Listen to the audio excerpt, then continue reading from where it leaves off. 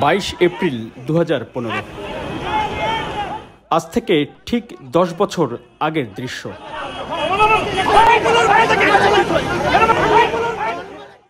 রাজধানীর বাংলা মোটর সিগন্যালের ঠিক মাঝামাঝি জায়গায় সাবেক 3 বারের প্রধানমন্ত্রী বেগম খালেদা জিয়ার গাড়িবহরে হামলার দৃশ্য।